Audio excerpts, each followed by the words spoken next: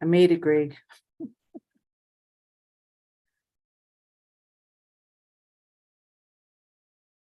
Sorry, everybody. We're having some technical difficulties on this side. Wait, they can't hear me. Sorry, can you hear me? Yeah. Okay. We're having some technical difficulties with the system in the room. So we're all just going to log in on our computers.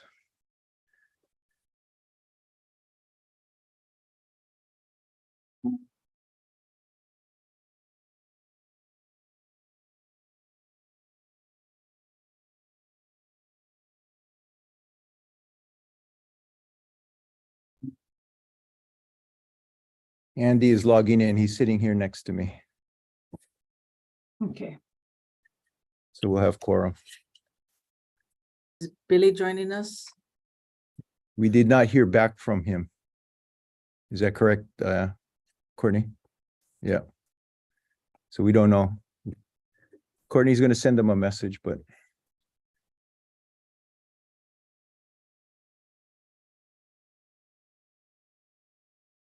Hi, Courtney. We haven't officially met. Hi, nice to meet you.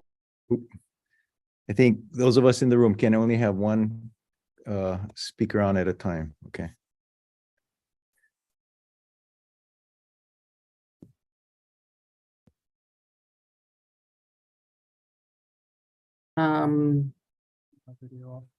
So Okay. this is it then. Okay. So you have your sound off too? Yeah. Okay. You have your sound off? Okay. And I'll turn mine on. Okay. Okay, Julie, I think we do have quorum if you wanted to start the meeting. Okay. So for the meeting on October 3rd, 2023, I'm calling the meeting to order at 5:03 p.m. Before we get started, since we're on Zoom, can anybody identify if they, other than the guys that are at the IFA building, if there's anyone else in the room besides yourself?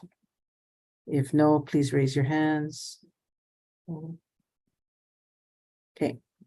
All right. So getting through our agenda, let's start with approving the minutes from our last September 12th meeting. If anyone has any objections or need to change the minutes to the meeting, please say so. I have no objections to the meeting minutes as dispersed. If I could call for a motion to accept the minutes. I'll move to accept the minutes. Second, please.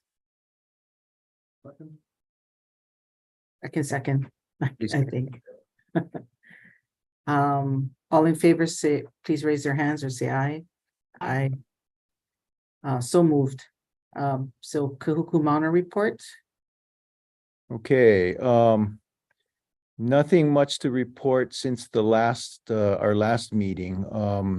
Kahuku Mauna was not able to meet this month. So their next meeting is not until November. However, we did receive one request that I need to talk to Shane about. Some of the observatory directors, or at least one observatory director, has indicated an interest in meeting with Kahuku Mauna just for a talk story session. That just came up last week. I haven't had a chance to touch base with Shane yet, but he's making the rounds and he's wanting to meet various community leaders, and Kahuku Mauna has been on his list, and he's finally sort of reached out. So I'll be working with Shane to set that up. But it did remind me that it might be a good idea for him and other observatory directors perhaps to come in and talk story with us as well, because I know many of you don't know the observatory directors, and there are some new folks, new faces as well. So if that is something that is of interest to you folks, I will work with the observatory directors to get them scheduled just to come in and introduce themselves and that sort of thing. Does that sound like a good idea? Yes. Yeah, it does. Then I'll work on that. We can maybe start doing that next month as well. Other than that, that's all I have for Kahukumana, Julie. Okay, why don't we move into the executive director's report? Okay. I'm gonna pull up a few pictures to share with you folks. Oh, Bonnie's joining us right now. Okay, great. Just want to give you an update on CSO decommissioning, where we are in working on our annual reports, and a few Great. updates regarding Billy joined as well. Oh, yeah. Hi, Billy. I'm right here. Oh, very good. Thank you. So we're in the executive director's report. Billy can confirm no one's with him. Oh, Oh, yeah. Billy, can you confirm that you are by yourself, please? Yeah. Okay. Okay, so real quick, on the decommissioning front, CSO is moving along rapidly. I think I may have shared some of these pictures with you previously, but the work continues on removing all of the internal structures, equipment, fixtures from the inside of the observatory. These pictures are of the first sort of phase when Ishimoto was up there, removing the structure that held the mirrors or the mirror, and that now needs to be deassembled and will be packed into a shipping container for shipment to Chile.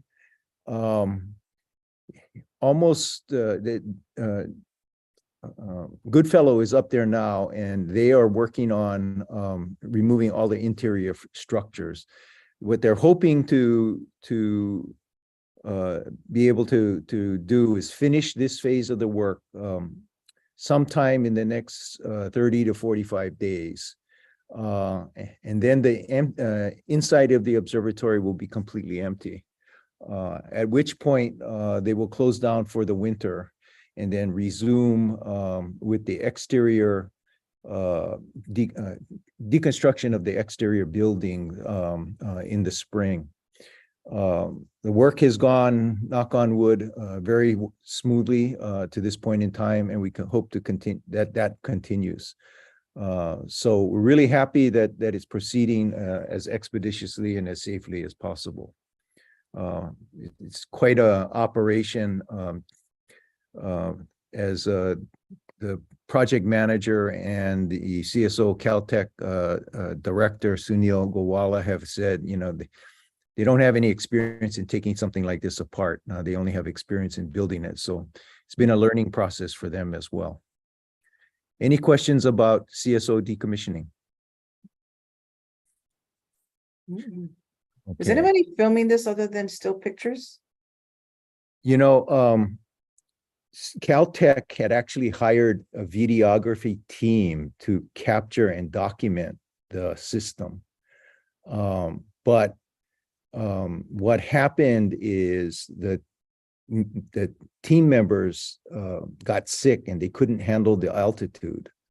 So they've had to scrap that plan. But they were up there for a day or two at most. They got some footage when it was first started, but that is no longer in place. So unfortunately, no. Too bad. Yeah. I was actually excited about them having a videography team up there, but that would have been nice. Any other questions? No. Okay. So this is the time of year that CMS is working on we're working on our annual reports. We have two annual reports that are due. One is to the Board and Department of Land and Natural Resources, and the other is to the legislature.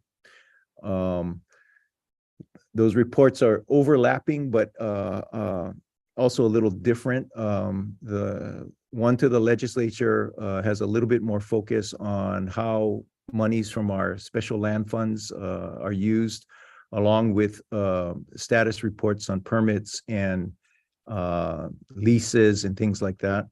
The one to the department is, okay. Should I turn mine off? Okay. The one to the department is, oops. Okay. Can you folks hear me? Yes. Yeah. Getting a little here. Hang on. Yeah, there's an echo. Is this better? Yeah. Okay. So our report to the department is more specifically focused on the status of implementation of our comprehensive management plan. So that work is underway. The team is pulling together summaries of their major accomplishments for the year for 2022-2023. MKSOA has their own requirement, as I've shared with you folks, to also do an annual report to the legislature. Act 255 specifies a number of things that their report is intended to cover, and that's what you see listed there in those seven items.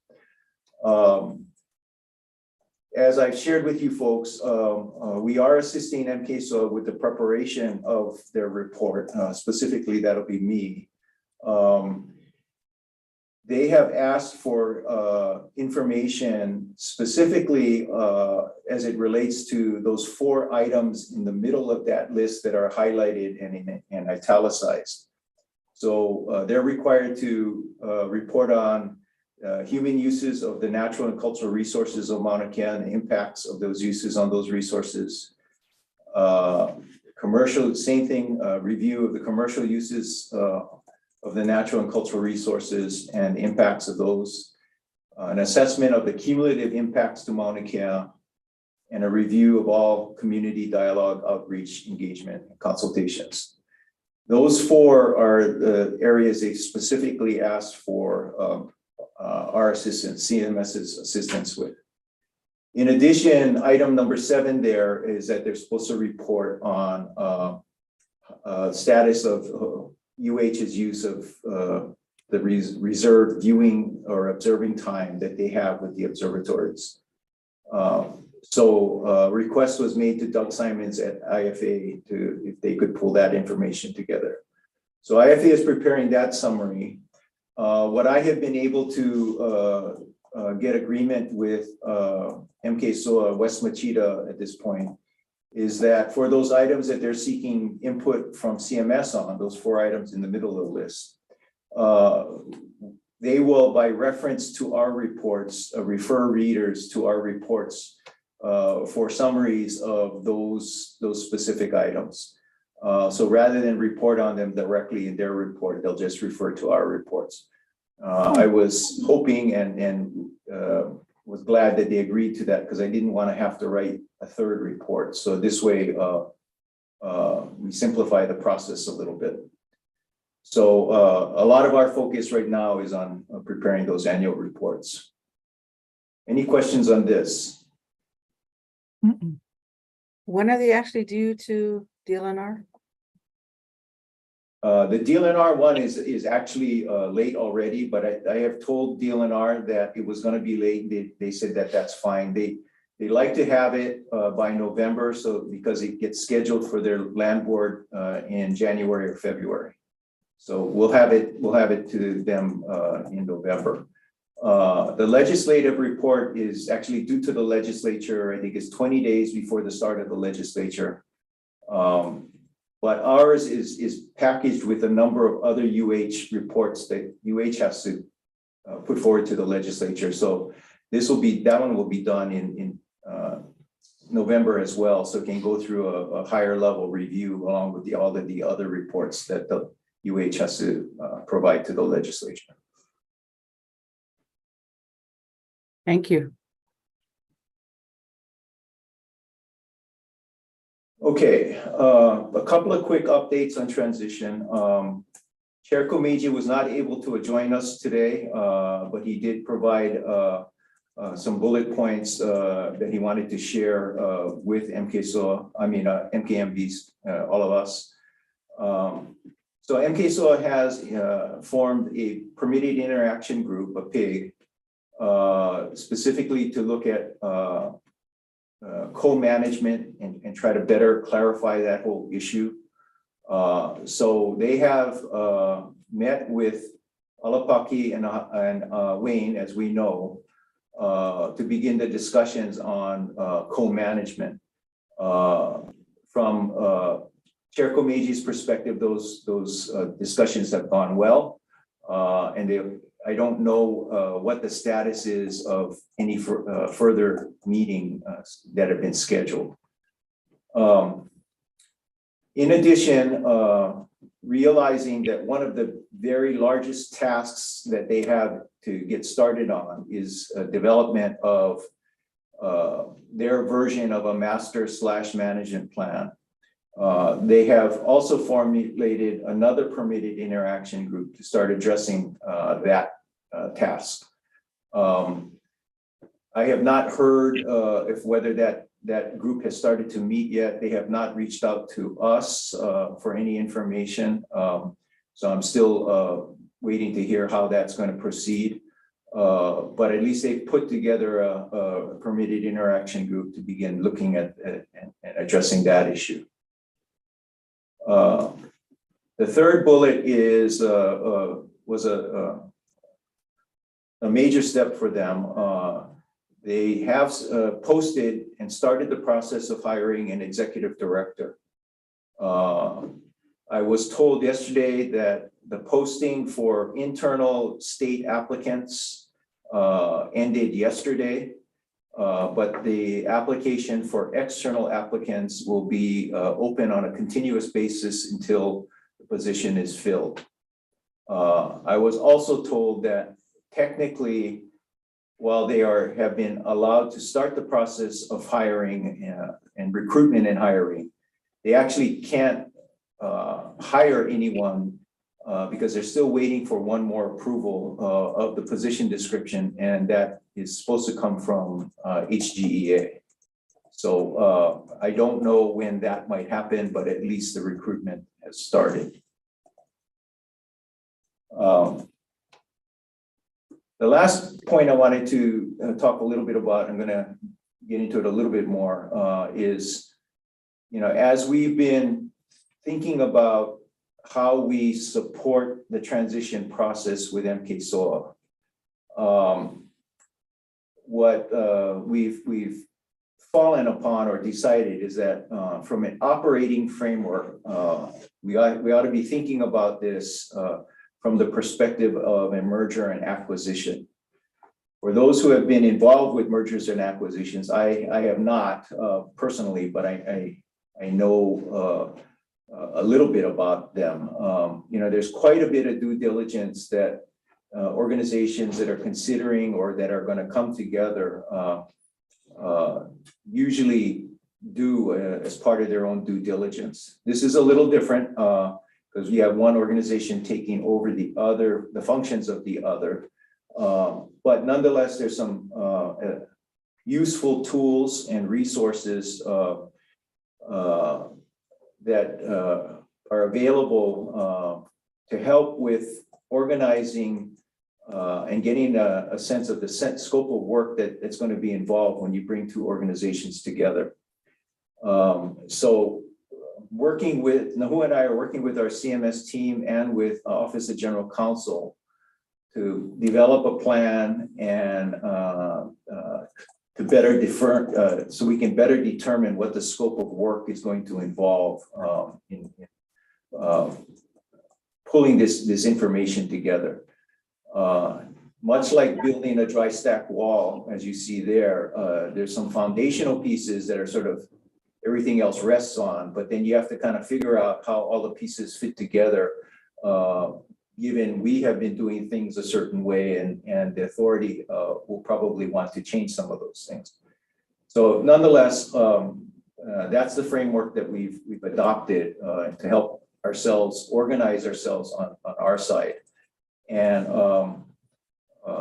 a lot of it is going to have to do with creating pretty extensive, comprehensive inventories of assets, liabilities, obligations, property, physical property, large equipment, contractual obligations, intellectual property, a whole range of things. So as I said, Nahua and I will be working with OGC to come up with a framework, a checklist to guide our work, and then that'll give us a better idea on determining the scope of work that we're going to be looking at. So I anticipate this will be a big part of certainly my job, but our team's efforts for the next 6 months for sure. The other piece I wanted to just talk a little bit about, a little bit more about in terms of transition is, clarifying how joint management is going to work, is supposed to work, will work.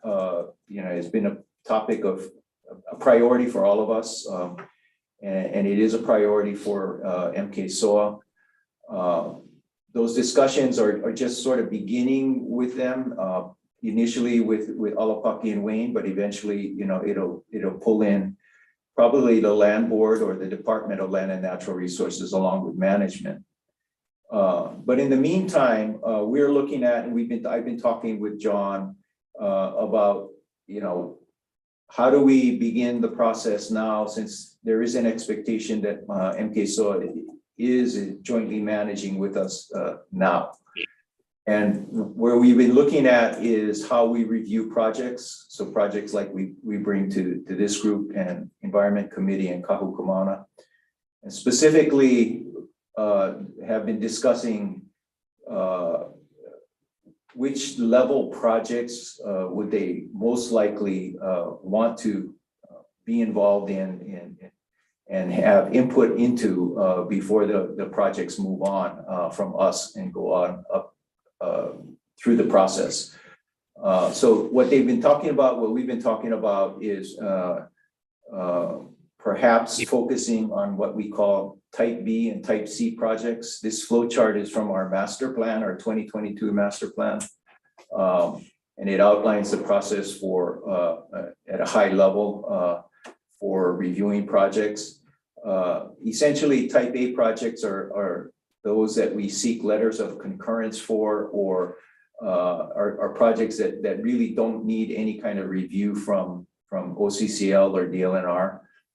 Type B projects are those projects that usually require a site plan approval. And then type C projects are projects that require a department or board permit, like a conservation district use permit. So obviously type B and type C projects are much larger, much more complex.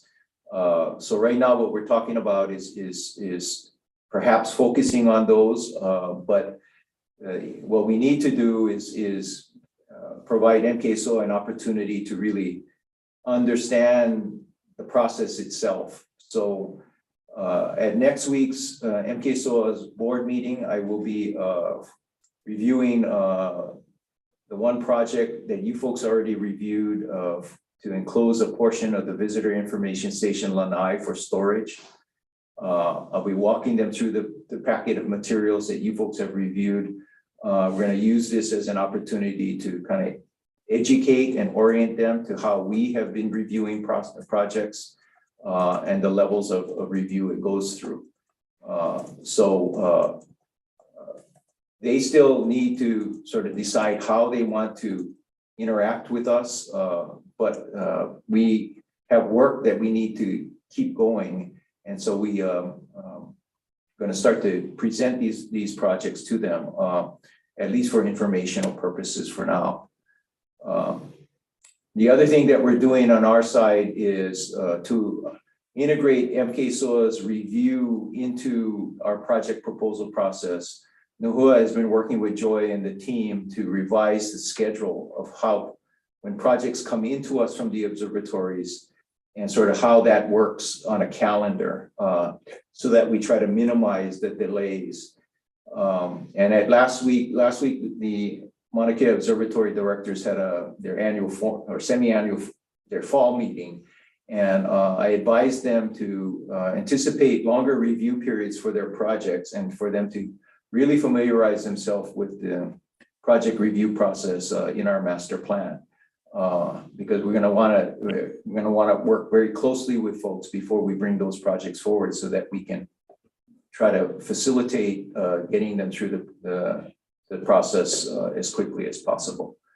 So we're trying to work on our side to look at how we can begin adapting our procedures, our processes to integrate MKSOA into the decision making and review. So any questions about joint management or transition? No.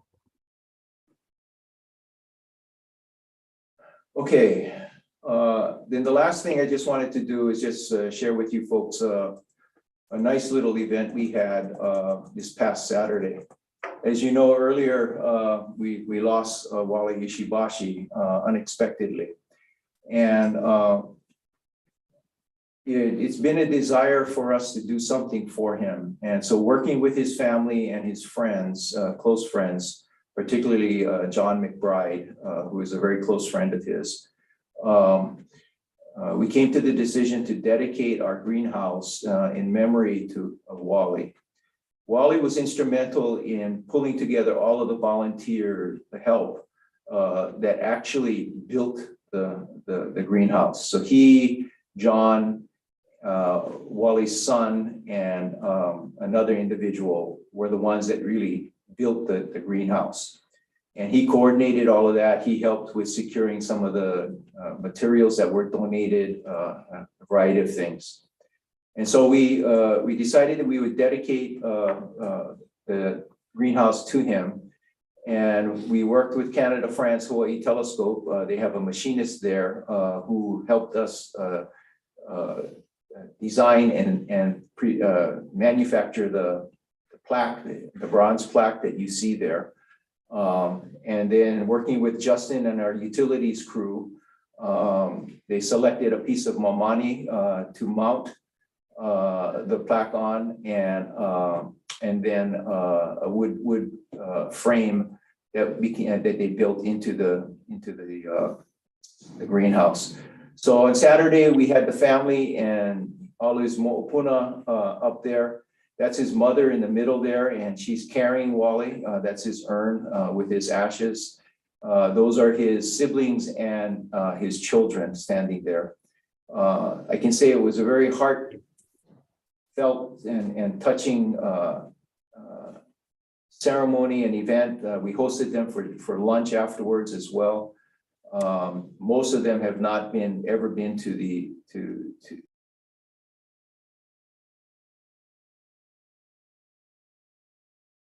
Maunakea. They were the family was quite open about this, that during the conflict, a majority of Wally's family were on the other side of the conflict. And so Wally worked really, really hard to manage some very complicated relationships as we worked through all of that, including relationships with his family.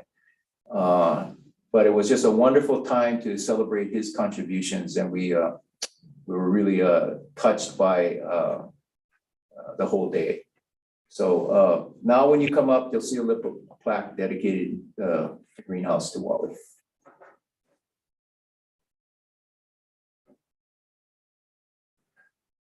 That concludes my executive director's report. Any questions on anything? That's a really nice dedication to Wally.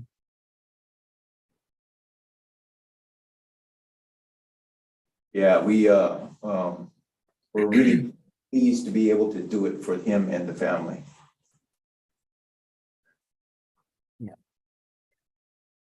If we don't have any other questions at the moment, does anyone have any questions? No? Let's, I would like to get a motion. Oh, sorry, go ahead, Diana. No, Nothing? no, wasn't Okay, thinking. sorry. Could we get a motion to move into executive session? I'll make the motion. Could I get a second? I'll second it, but I think we should clarify the language. Oh, sorry. I make a friendly amendment, Diana. Absolutely. So can we move into executive session to consult with our attorney on questions and issues pertaining to the board's powers, duties, privileges, immunities, and liabilities pursuant to HRS 92-5A4 regarding our project review and decision-making process, as I discussed in my executive director's report. Thank you, Greg. So a motion to accept the friendly changes to the original motion. Yeah, And- I have no problem. Diana, and a second. I thought I saw Billy. Yeah, a second from Billy. All in favor, say aye or raise hands. Aye. Aye. Okay, we'll be exiting this Zoom session and coming back after the executive session. Thank you. Although real Thank quick, you. my apologies for being late, and can I confirm that you would like me to join the exec session or not? Oh, yes. Just Can you Just confirm confirming. why you? I Can you didn't want to confirm? invite myself. Okay, all right, okay. Thank you. Okay, see you in the next room. Bye.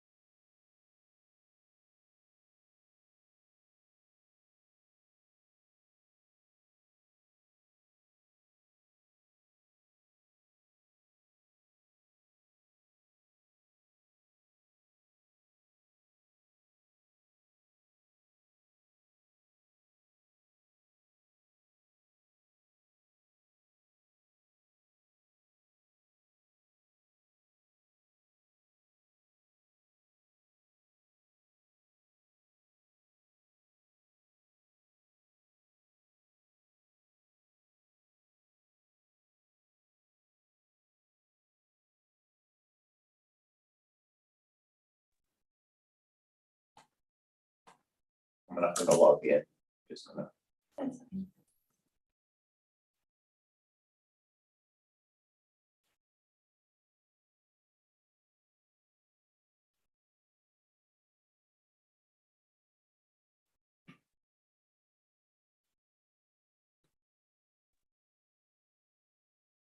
Courtney, I can see a regular screen.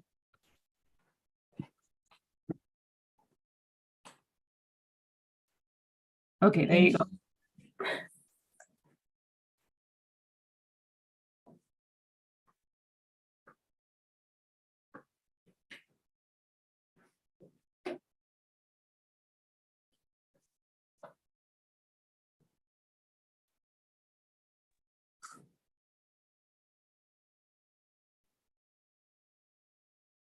Okay, so it's just Billy we're waiting for again.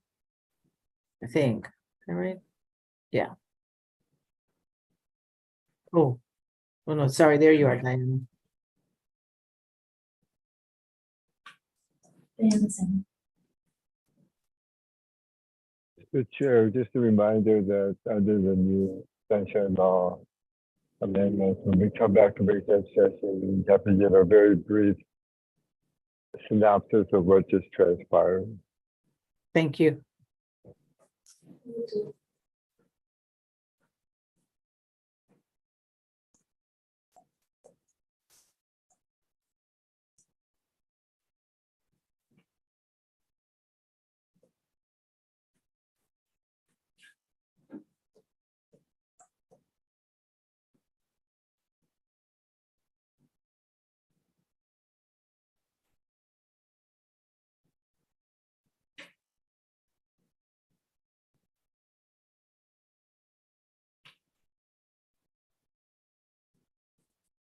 Not there yet.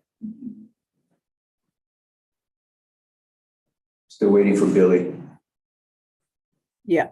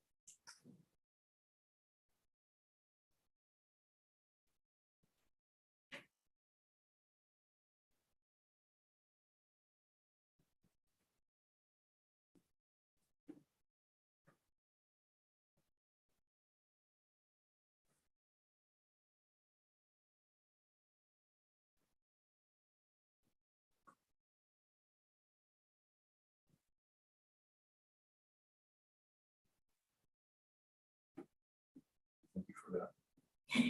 Should give some quick email. We're sending Billy an email. Okay.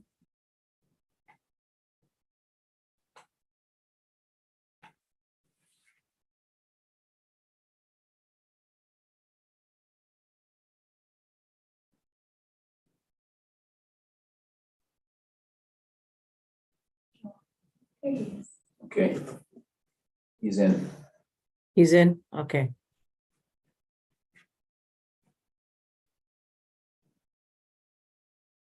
There we go. Hi, Billy.